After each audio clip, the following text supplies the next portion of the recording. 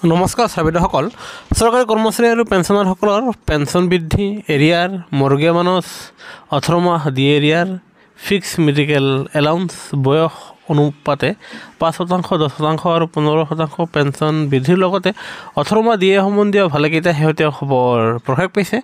সেয়েহে আপোনালোকে ভিডিঅ'টো সম্পূৰ্ণ চাব। কিন্তু এইখিনিতে এটা অনুৰোধ, বহুতো মানুহে আমাৰ ভিডিঅ' চাই কিন্তু অধিকাংশ মানুহে আমাৰ চেনেলটো এতিয়া ছাবস্ক্ৰাইব কৰা নাই।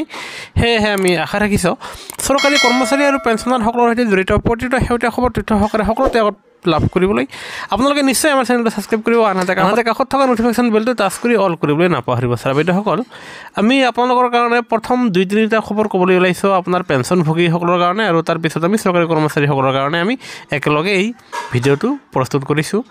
প্ৰথমতে আপোনাৰ পেঞ্চনাৰসকলৰ কাৰণে 70 বছৰ ঊৰ্ধৰ পেঞ্চনাৰসকলৰ একাউণ্ট আপোনাৰ ছিনিয়ৰ চিটিজেন একাউণ্টলৈ সলনি কৰা হ'ব।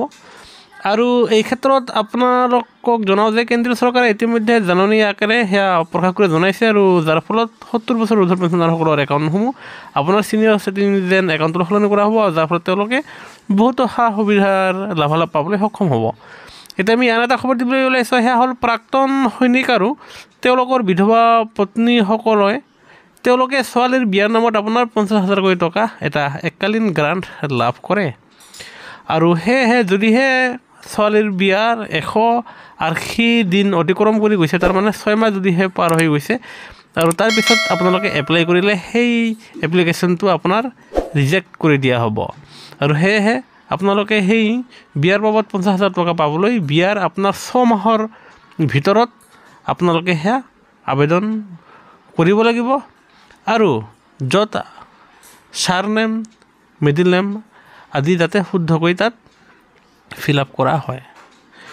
এতিয়া আমি আন এটা খবৰ দিবলৈ ওলাইছোঁ, সেয়া হ'ল বৃদ্ধ পেঞ্চনভোগী আৰু নাগৰিকক আপোনাৰ জাননী আকাৰে চৰকাৰে জনাইছে যে বৰ্তমান সময়ত কৰোণাৰ আন এটা ভয়াৱহ সংক্ৰমণ পুনৰ বৃদ্ধি পাইছে, আৰু তাৰ প্ৰতি লক্ষ্য ৰাখি আপোনাৰ বয়স্ক মানুহখিনিক নাগৰিকখিনিক পেঞ্চনভোগীসকলক আপোনাৰ মাস্ক পিন্ধি বাহিৰত ওলাবলৈ কোৱা হৈছে। এতিয়া আমি আন এটা খবৰ দিবলৈ ওলাইছোঁ, সেয়া হ'ল ডিফেন্স পেঞ্চনাৰসকলে তেওঁলোকে স্পাৰ্চৰ মাধ্যমেৰে তেওঁলোকৰ নিজৰ ফোন নম্বৰ, ইমেইল ID, আধাৰ নম্বৰ, পান নম্বৰ আৰু নিজৰ এড্ৰেছসমূহ আপডেট কৰিব পাৰিব। হয় ছাত্ৰসকল, আপোনালোকে ঠিকেই শুনিছে যে, আৰু এই ক্ষেত্ৰত আপোনালোকে ঘৰতে বহি স্পাৰ্চৰ পৰ্টেলৰ মাধ্যমেদি আপোনালোকৰ এই Aadhaar card, PAN card, mobile number, এড্ৰেছসমূহ আপডেট কৰিব পাৰিব, আৰু সেয়া এপ্ৰুভ হোৱাতে কিছুদিন সময় ল'ব, আৰু যাৰ ফলত সেয়া আপোনাৰ আপডেট হৈ যাব। এতিয়া ক'বলৈ ওলাইছোঁ যে ছিনিয়ৰ চিটিজেন ছেভিং স্কিমৰ যি নিয়ম সেয়া সলনি হৈছে। আগতে আপোনাৰ কৰ্মচাৰী এজন অৱসৰ গ্ৰহণ কৰাৰ 1 মাহৰ ভিতৰত তেওঁলোকে ছিনিয়ৰ চিটিজেন ছেভিং একাউণ্টলৈ সেয়া সলনি কৰিব লাগিছিল, আৰু এই সময়সীমা বৰ্তমান সময়ত 3 মাহ বঢ়াই দিছে। হয় ছাত্ৰসকল, এতিয়া আপোনালোকে অৱসৰ গ্ৰহণ কৰাৰ 3 মাহৰ ভিতৰত আপোনালোকে ছিনিয়ৰ চিটিজেন একাউণ্টলৈ আপোনালোকৰ একাউণ্টটো সলনি কৰিব পাৰিব, আৰু এয়া নিশ্চয় ভাল খবৰ। এতিয়া আমি আন এটা ভাল খবৰ দিবলৈ ওলাইছোঁ, সেয়া হ'ল আপোনাৰ SBIয়ে তেওঁলোকে নিজৰ পেঞ্চনাৰসকলৰ লাভালাভৰ বাবে আপোনাৰ SBI পেঞ্চন লোনৰ সুবিধা আগবঢ়াইছে। হয় ছাত্ৰসকল, আপোনালোকে ঠিকেই শুনিছে যে আপোনালোকে SBI পেঞ্চন লোনৰ সুবিধাত আপোনালোকে কম সুদত 14 লাখ টকালৈকে লাভ কৰিব। হয়, আপোনালোকে সৰ্বোচ্চ 14 লাখ টকা SBI পেঞ্চন লোনৰ যোগেদি আপোনালোকে সেয়া সুবিধা পাবলৈ সক্ষম হ'ব, আৰু এয়া নিশ্চয় আন এটা ভাল খবৰ। এতিয়া আমি আন এটা খবৰ দিবলৈ ওলাইছোঁ, সেয়া হ'ল পাঞ্জাৱ হাৰিয়ানা হাইকোৰ্টৰ এক ডাঙৰ ৰায়দান, আৰু সেই ডাঙৰ ৰায়দান মতে এতিয়াৰ পৰা আপোনাৰ এক্স ছাৰ্ভিচমেনসকলক এতিয়াৰ পৰা এক্স ছাৰ্ভিচ মেম্বাৰ বুলি কোৱা হ'ব, কিয়নো আপোনাৰ এক্স ছাৰ্ভিচমেনৰ ভিতৰত আপোনাৰ মহিলাসকলেও তেওঁলোকে ছাৰ্ভিচ আগবঢ়ায়। সেয়েহে মহিলাসকলৰ প্ৰতি লক্ষ্য ৰাখি আপোনাৰ পাঞ্জাৱ আৰু হাৰিয়ানা হাইকোৰ্টে এক ডাঙৰ সিদ্ধান্ত দিছে যে এতিয়াৰ পৰা এক্স ছাৰ্ভিচমেনৰ সলনি আপোনাৰ এক্স ছাৰ্ভিচ মেম্বাৰ বুলি কোৱা হ'ব। এতিয়া আন এটা খবৰ দিবলৈ ওলাইছোঁ, সেয়া হ'ল যদিহে আপোনাৰ কৰ্মচাৰী এজন অৱসৰ গ্ৰহণ কৰাৰ সময়ত যদিহে আপোনাৰ বিভাগীয় কৰ্তৃপক্ষৰ পৰা যদিহে তেওঁ বেছিকৈ টকা লাভ কৰে, আৰু সেই টকা আপোনাৰ বিভাগীয় কৰ্তৃপক্ষই ঘূৰাই ল'ব নোৱাৰিব। এতিয়া আমি আন এটা খবৰ দিবলৈ ওলাইছ সেয়া হ'ল যে সুপ্ৰিম কোৰ্টে কৈছে যে পেঞ্চন জীয়াই থকাৰ মাধ্যম, সেয়েহে পেঞ্চন বন্ধ কৰিব নোৱাৰিব। পেঞ্চনৰ জৰিয়তে আপোনাৰ পেঞ্চনাৰে জীৱন নিৰ্বাহ কৰে, সেয়েহে পেঞ্চন বন্ধ বা কম কৰিব নোৱাৰিব, কিয়নো পেঞ্চনভোগীৰ বুনিয়াদী অধিকাৰ। এতিয়া আন এটা খবৰ দিবলৈ ওলাইছোঁ, সেয়া হ'ল জুলাই 2023 অৱসৰ গ্ৰহণ কৰা কৰ্মচাৰীয়ে বৰ্ধিত গ্ৰেচুইটি আৰু লিভ ইনকেচমেণ্টৰ টকা পাব। তেওঁলোকে 42% দিয়ে ধৰি গ্ৰেচুইটি আৰু লিভ ইনকেচমেণ্টৰ টকা পাইছিল, কিন্তু আপোনালোকৰ বাবে ডাঙৰ খবৰটো হ'ল যে 46% দিয়ে ধৰি তেওঁলোকে গ্ৰেচুইটি আৰু লিভ ইনকেচমেণ্টৰ সুবিধাখিনি পাবলৈ সক্ষম হ'ব বুলি আপোনাৰ জনা গৈছে।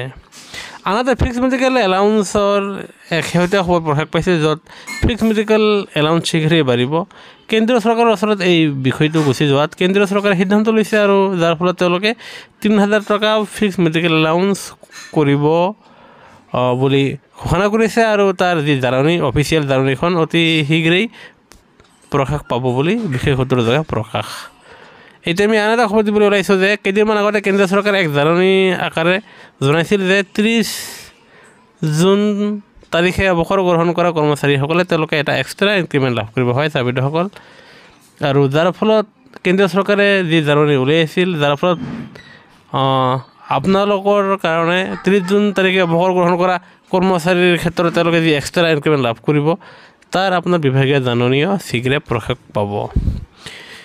এতিয়া আমি আন এটা খবৰ দিবলৈ ওলাইছোঁ যে এই চলিত মাহ মানে এই ডিচেম্বৰ মাহৰ দৰমহাৰ সৈতে ৰাজ্যিক কৰ্মচাৰী আৰু পেঞ্চনাৰসকলে তেওঁলোকৰ 4% মুৰ্গী বানত যি বৃদ্ধি হৈছে, সেয়া তেওঁলোকে 40% ধৰি তেওঁলোকে বৰ্ধিত দৰমহা আৰু 5 মাহৰ এৰিয়াৰখিনি পাবলৈ সক্ষম হ'ব, আৰু এই ক্ষেত্ৰত আপোনালোকে 2টা কিস্তিত এৰিয়াৰৰ টকাখিনি পাবলৈ সক্ষম হ'ব, আৰু এই মাহতেই আপোনালোকৰ দৰমহা বৃদ্ধি পাব।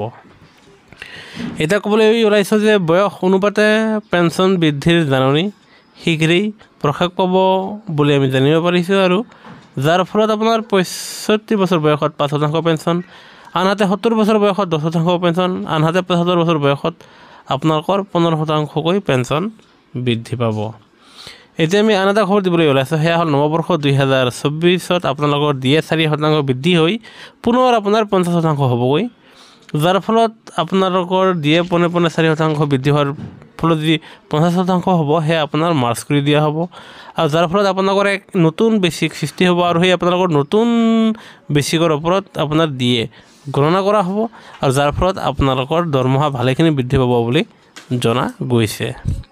এতিয়া আমি আন এটা খবৰ দিবলৈ ওলাইছোঁ যে সেয়া হ'ল 18 মাহৰ দিয়ে এৰিয়াৰ টকাখিনি 3টা কিস্তিত দিয়া হ'ব বুলি বিভিন্ন সংবাদ মাধ্যমে ইতিমধ্যে বাতৰি প্ৰকাশ কৰি কৈছে যে সন্মুখত যিহেতু আপোনাৰ লোকসভা নিৰ্বাচন, সেয়েহে 2024 লোকসভা নিৰ্বাচনৰ প্ৰতি লক্ষ্য ৰাখি 18 মাহৰ দিয়ে এৰিয়াৰ টকাখিনি 3টা কিস্তিত মোকলাই দিব বুলি বিভিন্ন সংবাদ মাধ্যমে বাতৰি পৰিৱেশন কৰিছে, আৰু আমি এয়া তাৰ পৰাই আপোনালোকৰ কাৰণে লৈ আহিছোঁ।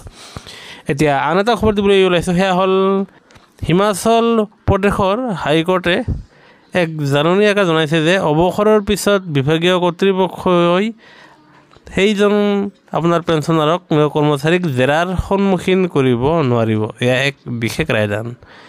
এতিয়া আন এক শেহতীয়া খবৰ, সেয়া হ'ল আপোনাৰ 79 ইয়াৰ্ছ আপোনাৰ অতিক্ৰম কৰাৰ লগে লগেই আপোনাৰ 20% এডিশ্যনেল পেঞ্চন বৃদ্ধি পাব হয় চাবিদসকল।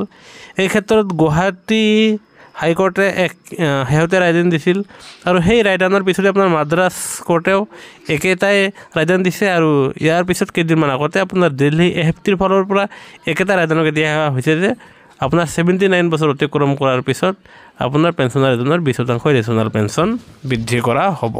সেয়েহে গুৰুত্বপূৰ্ণ ভিডিঅ'টো নিশ্চয় এটা লাইক দিব, আনহাতে চৰকাৰী কৰ্মচাৰী আৰু পেঞ্চনাৰসকলৰ সৈতে জড়িত প্ৰতিটো শেহতীয়া খবৰ তথ্য সকলোতে কথা বুলি আমাৰ চেনেলটো ছাবস্ক্ৰাইব কৰিবলৈ নাপাহৰিব। ভিডিঅ'টো চাবৰ বাবে ধন্যবাদ।